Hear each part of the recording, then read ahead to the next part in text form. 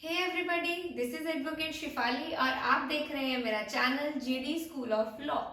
दोस्तों, आज हम जिस टॉपिक के बारे में डिस्कस करने जा रहे हैं वो बेटियों के लिए एक अहम अधिकार लेकर आया है।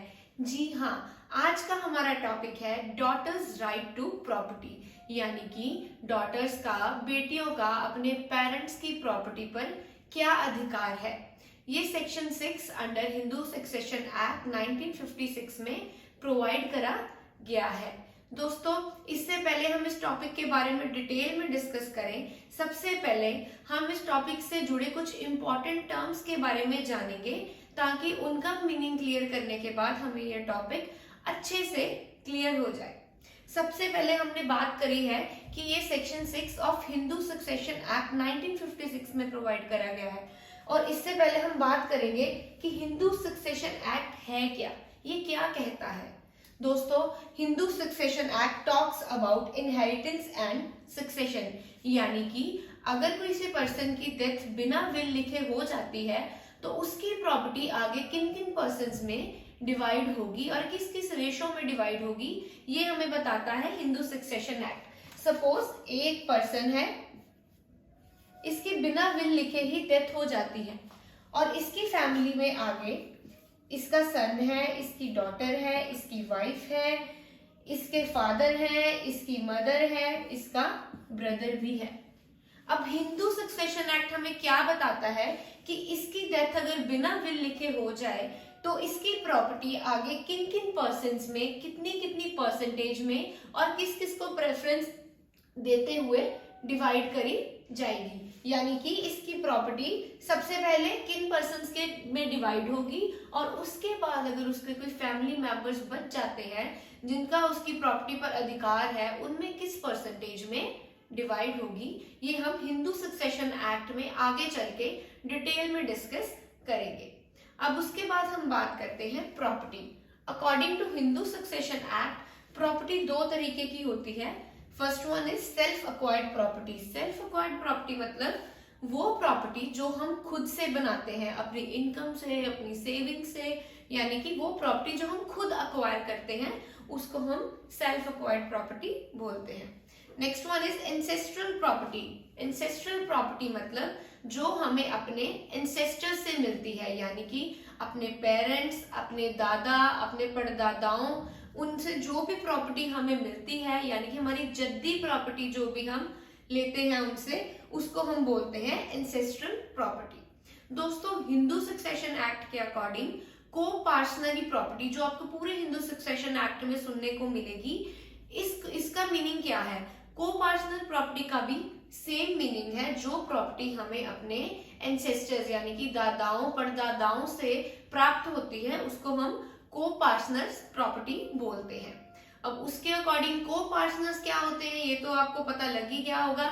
जल्दी से साथ साथ में कमेंट बॉक्स में मुझे आप बताएं जिसको भी को पार्सनर का मीनिंग पता है। सो को पार्सनर का मीनिंग वो सारे फैमिली मेंबर्स जिनका उसकी एंसेस्ट्रल प्रॉपर्टी पर सच में अधिकार है, उन सारे मेंबर्स को हम क्या बोलते हैं, को पार्टनर। मतलब वो पार्टनर्स यानी कि वो फैमिली मेंबर्स जिनका अपनी जद्दी प्रॉपर्टी पर पूरा अधिकार है, या जितना भी अधिकार है वो अधिकार जिन जिन पर्सन्स के पास है उसको हम को पार्टनर के नाम से जानते हैं। दोस्तों, अब हम section 6 of Hindu succession act 1956 के बारे में डिटेल में डिस्कस करेंगे, which talks about daughters right to property. दोस्तों, 2005 के अमेंडमेंट से पहले हिंदू सक्सेशन एक्ट क्या था, मतलब कि जो 2005 में मेजर अमेंडमेंट हुई जो डॉटर्स के लिए बहुत ही बड़ी अमेंडमेंट थी, उससे पहले हिंदू सक्सेशन एक्ट क्या था, वो क्या कहता था।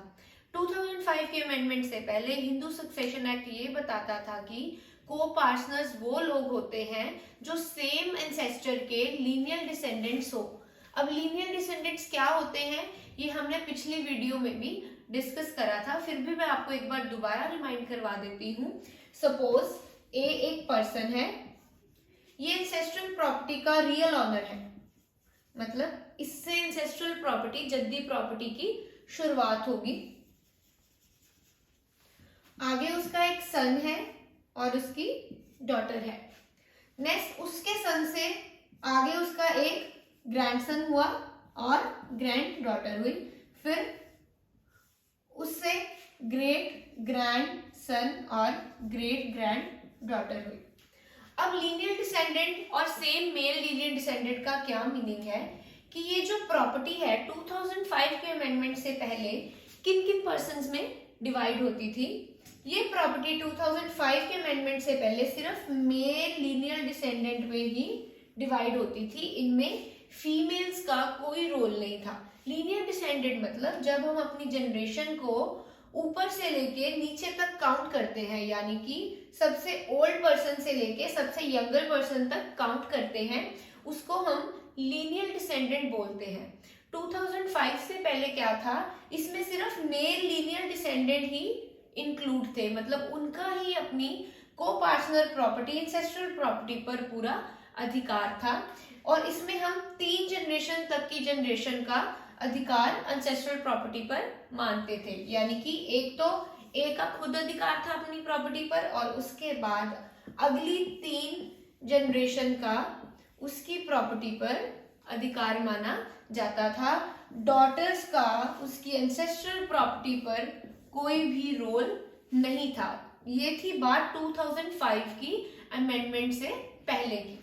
अब क्या था, प्रॉपर्टी किन में डिवाइड होती थी, एक खुद ऑनर था, नेक्स्ट उसके सन के पास, उसके ग्रैंडसन यानी कि पोते के पास, उसके बाद उसके ग्रेट ग्रैंडसन यानी कि पड़पोते के पास। मतलब ये क्या हो गए, सारे मेल हो गए, इसमें कोई फीमेल नहीं है।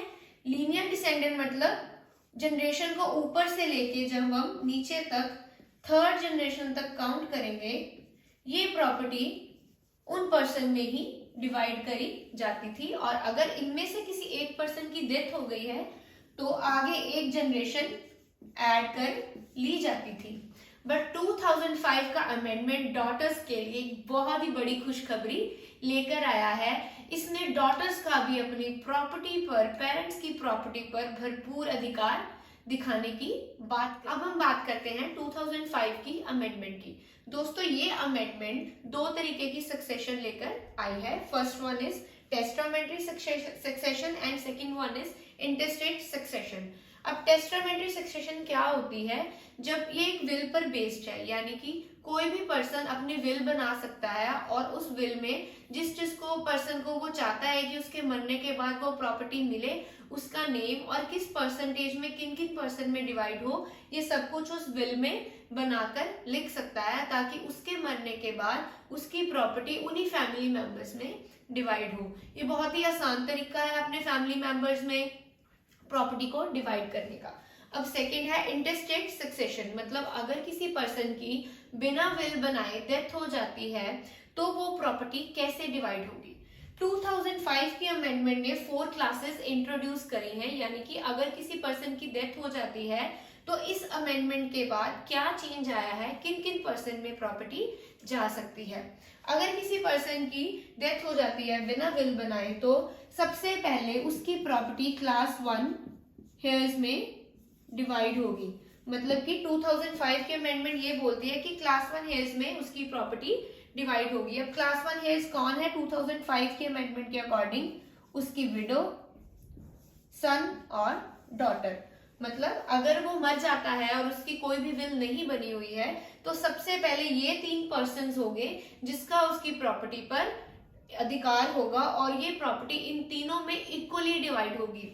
अब डी से आपको ये पता तो लग ही गया होगा कि 2005 की अमेंडमेंट डॉटर्स के लिए एक बहुत ही खुशखबरी लेकर आई है, यानी कि अब बेटियों का भी उनकी प्रॉपर्टी पर पूरा अधिकार माना जाता है, और जो भी प्रॉपर्टी होगी वो उसकी विडो, सन और उसकी डॉटर में इक्वल रेशो में ही डिवाइड होगी, कोई भी पार्शियलिटी नहीं होगी, और डॉटर्स को भी उनका प्रॉपर्टी पर पूरा अधिकार मिलेगा। और राइट्स के साथ साथ क्या होगा, अगर इस पर्सन पे कोई लायबिलिटी भी है, यानी कि इसने किसी का कुछ पैसा देना है या कोई लोन है, जैसे राइट्स तीनों पर है तो लायबिलिटी भी तीनों पर ही इक्वली इम्पोज करी जाएगी। यानी कि ये अमेंडमेंट राइट्स के साथ साथ डॉटर्स पर लायबिलिटी भी इम्पोज करती है। बट फिर भी ये बहुत ही खुशखबरी की बात है कि 2005 के अमेंडमेंट से पहले पेरेंट्स की यानी कि इंसेस्ट्रल प्रॉपर्टी पर डॉटर्स का बिल्कुल भी रोल नहीं था। बट अब क्या हो गया है, डॉटर्स को भी पूरा अधिकार दिया जाता है कि वो भी अपने पेरेंट्स की प्रॉपर्टी पर अपना हक जमा सके। तो दोस्तों अब हम इस अमेंडमेंट को एक latest judgment Vineeta Sharma versus Rakesh Sharma के साथ अच्छे से क्लियर करेंगे। अब हम बात करेंगे कि ये जो अमेंडमेंट है ये कब एनैक्ट हुई थी। तो ये अमेंडमेंट की एनैक्टमेंट 9 सितंबर 2005 में हुई थी। मतलब इस दिन ये अमेंडमेंट हुई थी जिसने डॉटर्स को उनके प्रॉपर्टी राइट्स के बारे में बताया था। अब बात करते हैं कि जहां एक तरफ ये अमेंडमेंट डॉटर्स के लिए कुछ प्रॉपर्टी राइट्स लेकर आई थी, वहीं दूसरी साइड ये अमेंडमेंट ने कुछ प्रॉब्लम्स भी क्रिएट करे, जैसे कि बहुत से क्वेश्चन अराइज करें। फॉर एग्जाम्पल कि क्या इस डेट को फादर का अलाइव होना जरूरी है। मतलब कि अगर फादर की डेथ 2001 में हो गई है, बट ये अमेंडमेंट जो डॉटर्स का उनकी प्रॉपर्टी पर राइट बताती है, ये अमेंडमेंट 2005 में आई है, यानी कि उसके फादर की डेथ तो 2005 में 1 में ही हो गई है, बट ये जो अमेंडमेंट है ये 2005 में लाई गई। तो क्या फिर भी डॉटर्स उसकी प्रॉपर्टी पर, मतलब कि अपने पेरेंट्स की प्रॉपर्टी पर पूरा अधिकार रखती हैं?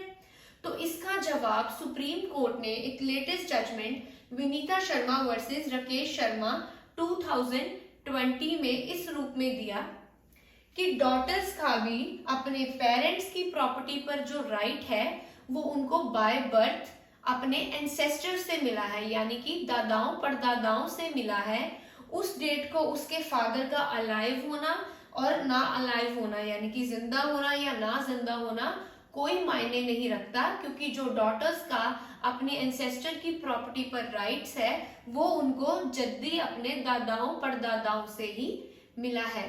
और सुप्रीम कोर्ट ने ये क्लियर कर दिया कि कुछ भी हो जाए, डॉटर्स का अपने पेरेंट्स की प्रॉपर्टी पर, अपने एंसेस्टर्स की प्रॉपर्टी पर पूरा अधिकार है। दोस्तों ये वीडियो बनाने का मेन पर्पस ये था कि आज भी कुछ महिलाएं हैं जिनको अपने प्रॉपर्टी राइट्स के बारे में कुछ भी नहीं पता है, वो बिल्कुल भी अवेयर नहीं है।